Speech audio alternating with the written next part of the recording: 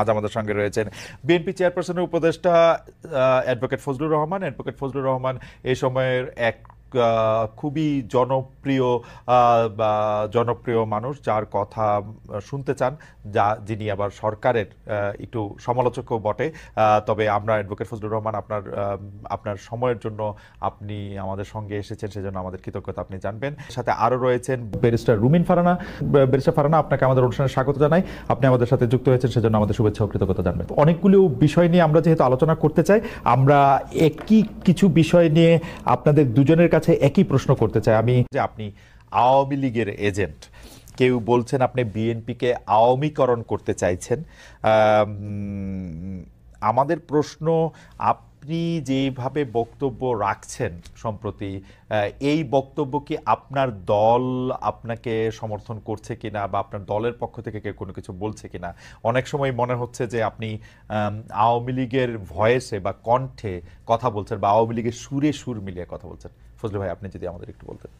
আমি আওয়ামী লীগের সুরে কথা বলি, আমার দলকে আওয়ামীকরণ করার চেষ্টা করছি। এত বড় মানুষ যে আমার কথায় বিএনপি আওয়ামী লীগের আওয়ামীপন্থী হয়ে যাবে, তাহলে তো আমার মতো এত বড় মানুষ আর এই দেশে নাই। আসলে আমি যদি আমার দলের বিরুদ্ধে কথা বলতাম, তাহলে তো আমার দল তো একদিন আমাকে জিজ্ঞাসা করতো। আপনারা কি কোনো পত্রিকায় বা কোনো টকশোতে বা কোনো ইউটিউবে দেখেছেন যে আমার দল আমাকে জিজ্ঞাসা করেছে যে আপনি কেন এই রকম কথা বলেন? কারণ আমি জানি আমার এই দলটি, বিএনপি, একটা লিবারেল ডেমোক্রেটিক ফ্রন্ট বা প্ল্যাটফর্ম, পার্টিও বলে অনেকে, লিবারেল ডেমোক্রেটিক। এই দলটি গড়ে উঠেছে একজন নেতার নামে, বা একজন নেতা যার নাম শহীদ প্রেসিডেন্ট জিয়াউর রহমান। উনি দলটি প্রথমে উদ্যোগ নিয়ে গঠন করেছিলেন। তখন আমি ওই দলে ছিলাম না, এটা না থাকাটা কোনো অপরাধ না। আমি তখন ছাত্রলীগের প্রেসিডেন্ট ছিলাম, বা ছাত্রলীগ করতাম, বা আওয়ামী লীগ পন্থী বা বঙ্গবন্ধু, সেটা ভিন্ন ব্যাপার।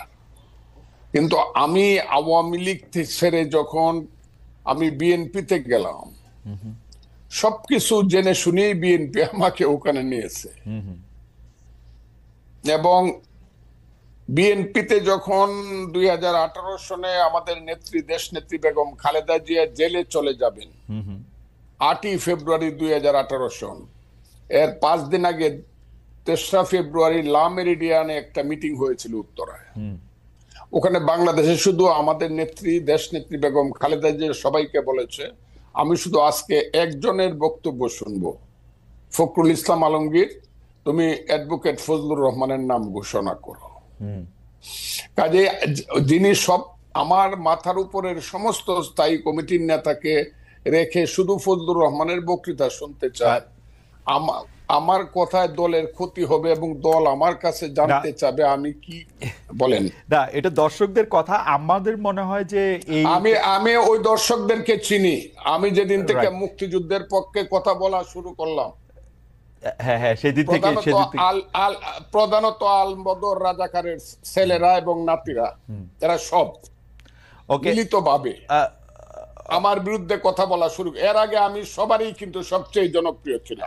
আচ্ছা, এই দেশে যে 5ই আগস্টের আন্দোলন হয়েছে, আমি চ্যালেঞ্জ করলাম, মাসুদ স্বীকার করে, আমার সন্তান তুল্য স্বীকার করবে জানি না, দেশের ভিতরে আমি হাসিনা সরকারের বিরুদ্ধে যা করেছি এবং বলেছি, কোনো বাপকা বেটার সেই বুকের পাটা নাই, প্রত্যেক মুহূর্তে মৃত্যু চিন্তা করে সব কথাগুলো আমি বলেছি। ঠিক আছে ফজলু ভাই, আমি শুধু 2-3টা জিনিস একটু খালি ক্লিয়ার হওয়ার জন্য। এক হচ্ছে যে আমিও আপনার সাথে একমত যে হয়তো আপনার কথাগুলি জামায়াতের এগেনস্টে গেলে জামায়াত এবং তার ছাত্র সংগঠনের লোকেরা নানা ধরনের কথা বলতে পারে। আমি শুধু 2-3টা জিনিস একটু কুইকলি জানতে চাই। 90-এর গণ আন্দোলনের পরে 3 জোটের রূপরেখাতে যখন ছিল, কোনো দলই স্বৈরাচার বা রাজাকারদের কাউকে নিবে না।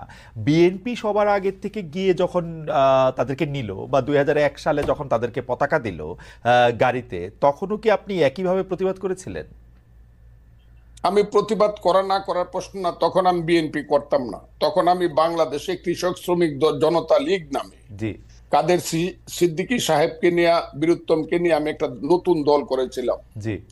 যার নাম কৃষক শ্রমিক জনতা লীগ, জি। এবং 2001 সনে আমি গামছা মার্কার নমিনেশন নিয়ে, গামছা মার্কা নিয়ে ইলেকশন করে আব্দুল হামিদের সাথে কন্টেস্ট করে, অনেকে বলে পাশ করছিল, গণায় আমি ফেল করছিলাম, আচ্ছা। তাদের গণায়। ওকে। আমার কথাটা বুঝেন। হ্যাঁ। আমার ওইটা আপনি দেখে নেন, আমার সাথে গামছা মার্কা এবং নৌকা মার্কা ভোটের ডিফারেন্স কত ছিল। যা ওকে। হোক, আমি সেটা বলতে চাই না। হ্যাঁ। কাজে আমার তখন প্রতিবাদ করা না করা, আমি তখন আরেকটি রাজনৈতিক দল করতাম।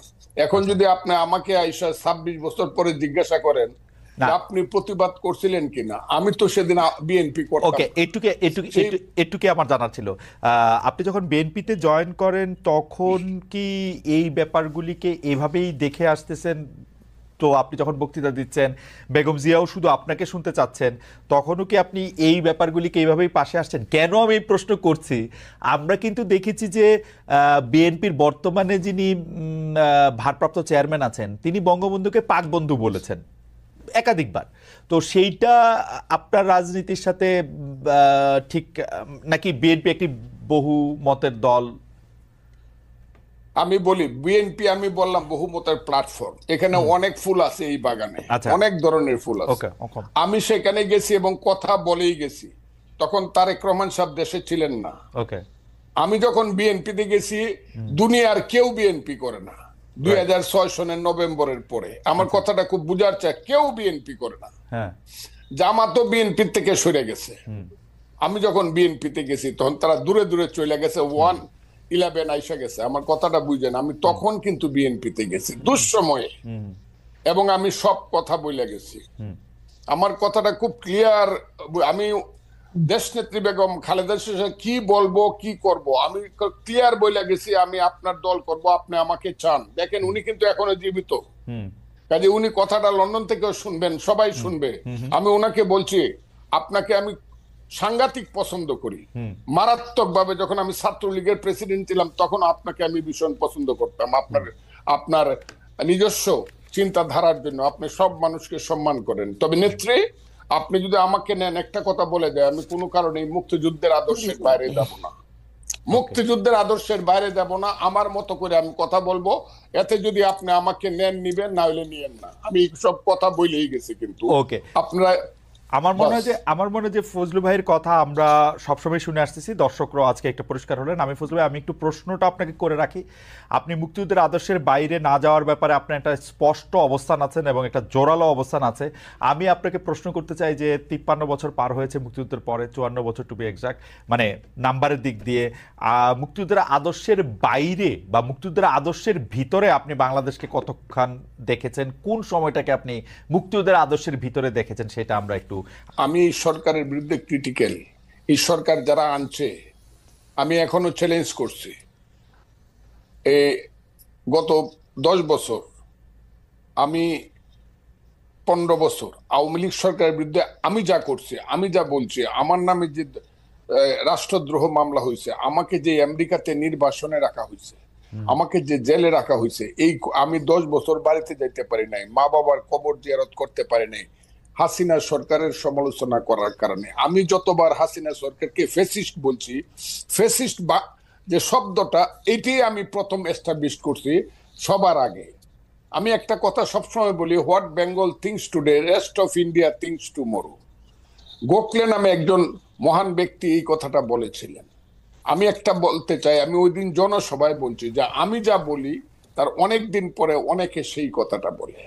এই সরকার ক্ষমতায় আসার পিছনে, ক্ষমতায় বলবো না, দায়িত্ব পাওয়ার আসার পিছনে আমারও অনেক বেশি প্রচেষ্টা আছে, জীবন মৃত্যুর খেলা আছে। আমার ছেলেগুলা রাত্র 3টার সময় বাইরে হয়ে গেছে, খুঁজে পাইনি, 5 দিন বাসায় আসে নাই। এগুলো আমরাও মাঠেও ছিলাম, বক্তব্য ছিলাম। ফ্রান্স বিপ্লব যে হয়েছে, বিপ্লবের কয়জন নেতার নাম আপনি বলতে পারবেন? কিন্তু ভলটেয়ার, রুশু, যারা ফিলোসফিক্যালি মানুষকে উদ্বুদ্ধ করছে, তাদের নাম বলতে পারবেন। এই দেশে যারা হাসিনা বিরুদ্ধে আদর্শগতভাবে মানুষকে উদ্বুদ্ধ করছে, আমি দাবি করি তার মধ্যে আমি শুধু একজন না, সবার মধ্যে আমি অন্যতম। আর বেশি বললাম না, বললে আবার নিজের ব্যাপারে বেশি ডুল পিটানো হয়। আমি প্রত্যেকদিন বলতাম আমার ওয়াইফকে, যে কোনো সময় আমি মরতে পারি, তুমি বিধবা হইতে পারো, ছেলেরা এতিম হইতে পারে, ভয় পাইবা না। এইসব কথা আমি আপনাকে বলি। আওয়ামী লীগের বিরুদ্ধে আমি যে ফাইটটা, আওয়ামী লীগ মানে 15 বছর হাসিনার বিরুদ্ধে, 15 বছর না, 96 সন থেকে শেখ হাসিনার বিরুদ্ধে। আমার 3টা ইলেকশন শেখ হাসিনা লুট করে নিছে। আব্দুল হামিদ আমার সঙ্গে 2টা ইলেকশনে ফেল করছে, তারপর আমাকে ডিক্লেয়ার করে নাই। আমি স্বতন্ত্র ইলেকশনে 96 সনে আব্দুল হামিদের চেয়ে 5200 ভোট বেশি পাস করছিলাম। 96 এর ভোটটা গণলে এখনো প্রমাণিত হবে। কাজে আমি আওয়ামী লীগের প্রতি, আমি এখন বলতেছি যে আওয়ামী লীগের লিখতে 10 বছর সময় লাগবে। আপনি কি শুনছেন আমার এই বাক্যটা? কতদিন যাবত শুনছেন আপনি নিজে বলেন। আওয়ামী লীগের বলতে বলছি, আমি বলছি আওয়ামী লীগের হাইব্রিডরা, প্রথমত শেখ হাসিনা নিঃশর্ত শুধু ক্ষমা না, কি ক্ষমা চাইতে হবে যদি বাংলার মানুষ ক্ষমা না করে, আওয়ামী লীগের এই হাইব্রিড যারা কোনোদিনই দেশে পলিটিক্স করতে পারবে না। এই কথাটা আমি বলছি, প্রতিদিন বলতেছি, এখনো বলছি।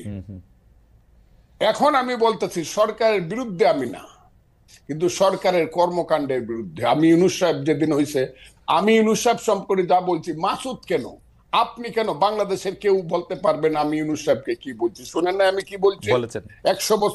100 বছরের মধ্যে এমন সুসন্তান বাংলায় জন্মগ্রহণ করে নাই। বাঙালি মুসলমানের মধ্যে তিনি সুসন্তান যিনি নোবেল প্রাইজ দেন। এগুলো আমি বলছি।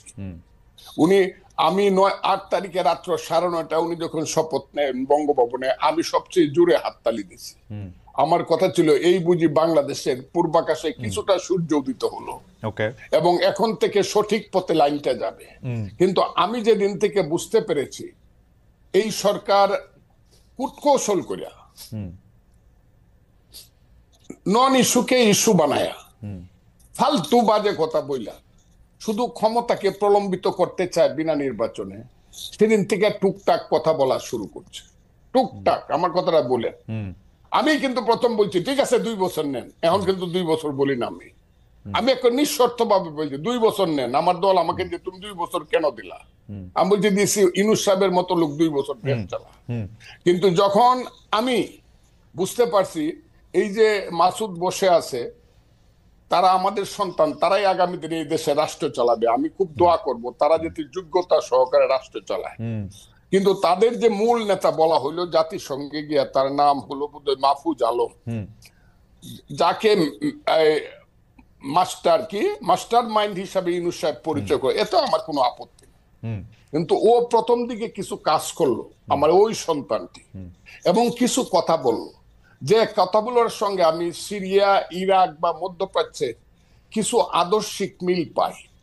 আফগানিস্তানে এই মিলগুলো আমাকে আহত করছে। কেন আহত করছে? তারা গত 6 মাসে 6 মিনিটের জন্য মুক্তিযুদ্ধ কথাটাই বলে নাই। তারা মুক্তিযুদ্ধ বলতে চাইছে 47-কে এবং 24-কে। 24-কে আমি মাথার উপরে ধারণ করি। আমি আবারও বললাম মাথার উপরে, 24-এর জন্য আমার অনেক হৃদয়ে কান্না আছে, সেটা আছে। কিন্তু 47 আর 24-কে, 71-কে যারা বাদ দেয়, 71 হলো মুক্তিযুদ্ধ। এই মুক্তিযুদ্ধের পেট ছিঁড়েই বাংলাদেশের জন্ম। মুক্তিযুদ্ধ হলো বাংলাদেশের মা। কথাটা আমি বলি কি না বলেন আপনি? না বলেন। মুক্তিযুদ্ধ না হলে বাংলাদেশ হইতো না। যে মুক্তিযুদ্ধের পেট ছিঁড়ে বাংলাদেশ হলো, সেই বাংলাদেশের উপদেষ্টা হয়ে একজন তার মারে স্বীকার করতেছে না। মারে যে স্বীকার করতেছে না সে তো সুসন্তান না। কিন্তু ফুলু ভাই, আপনি কি খেয়াল করেছেন যে 1 সপ্তাহ কম আগে জনাব মাহফুজ আলম একটা ফেসবুকে স্ট্যাটাস দিয়েছেন, যেটা শিরোনাম হচ্ছে মুক্তিযুদ্ধ মানে বাংলাদেশ। আমি শুনেছি। তাইলে ওই পেজটা উনি এই বিতর্কটা উনি সৃষ্টি, তাইলে আমি যদি বলি অবশেষে অরিন্দম কহিলা বিষাদে, আপনি যেটাকে লিবিয়া, সিরিয়া, ইরাক দেখতেছেন, সেটা কি আপনার কাছে মনে হয় এটা আপনার ইন্টারপ্রিটেশনে আপনি এরকম দেখতেছেন? আমার ইন্টারপ্রিটেশন, তাদের কথায় আমি আপনাকে বলি, তাদের কথায় আমি এরকম দেখতেছি। কেন দেখতেছি? এখন আবার কালকে দেখলাম তারা যে নতুন দল করবে, এটার যে কথাবার্তাগুলো তারা বলছে সব হলো লিবারেল ডেমোক্রেটিক পার্টির কথা।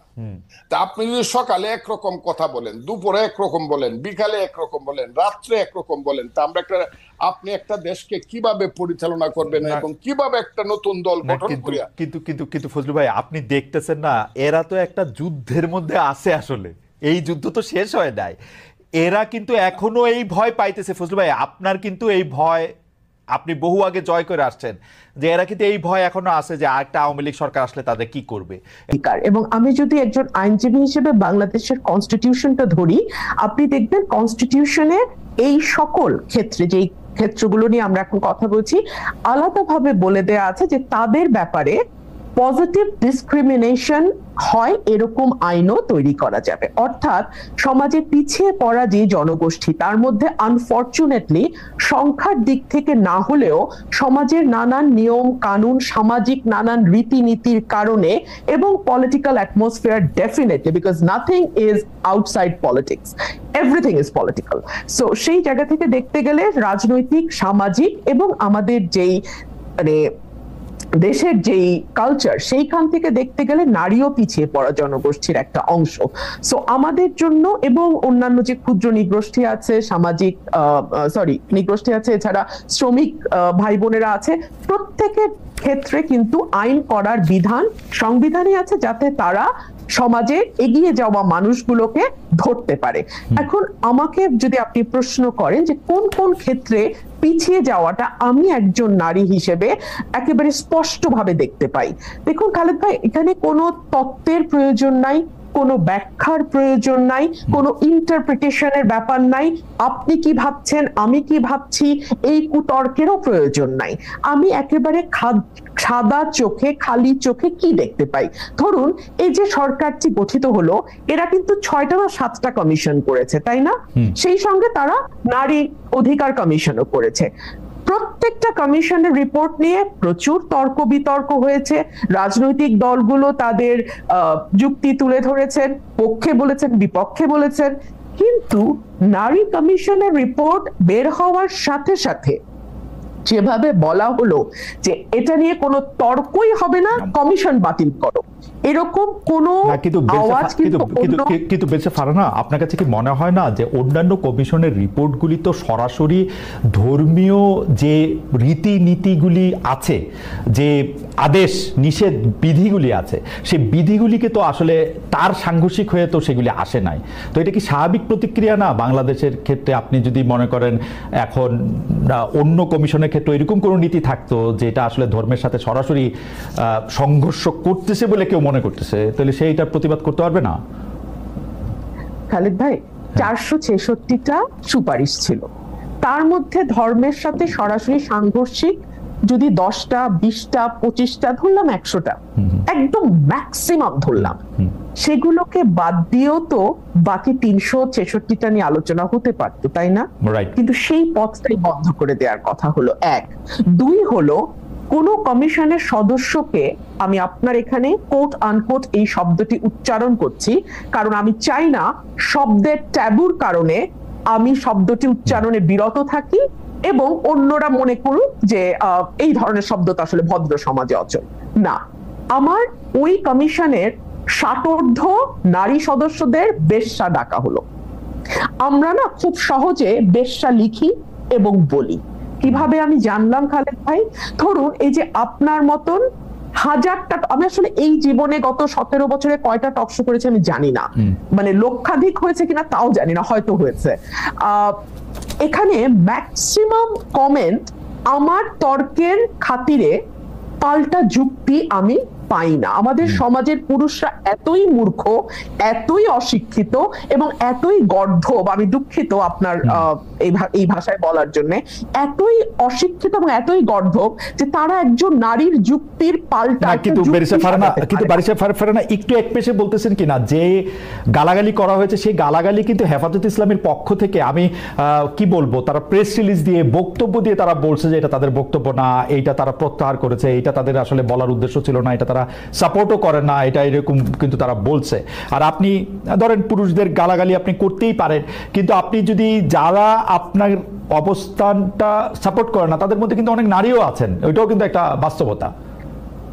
খুব ইন্টারেস্টিং কি জানেন খালেদ, নারীরা পছন্দ করে না, কিন্তু আমি এখন পর্যন্ত কোনো নারীকে আমাকে কোনো খারাপ মন্তব্য বা কোনো কুরুচিপূর্ণ মন্তব্য বা গালি এখন পর্যন্ত দেখি। অদ্ভুত কাণ্ড, দেখেন 17 বছর, লং টাইম, আমি কোনো নারীকে দেখিনি। 2 হলো হেফাজত কখন বলল যখন দেখলো চারপাশ থেকে এত বেশি সমালোচনা হচ্ছে যে সেটাকে কোনোভাবে পাশ কাটানো যাচ্ছে না, এক। দুই হলো হেফাজতের যেই শত শত লক্ষ লক্ষ হাজারে হাজারে ভাইয়েরা সেখানে উপস্থিত ছিলেন, তাদের কারো একবারও মনে হলো না যে ইসলাম এই নোংরা ভাষায় গালিকে কি চোখে দেখে? ইসলামে এই ব্যাপারে কি বলা আছে? একজন ভাইও কি উঠে দাঁড়িয়ে প্রতিবাদ করে বলেছেন যে আমার ধর্ম এই ধরনের গালিগালাজ প্রশ্রয় দেয় না, অ্যালাউ করে না? কেউ তো বলেন নাই।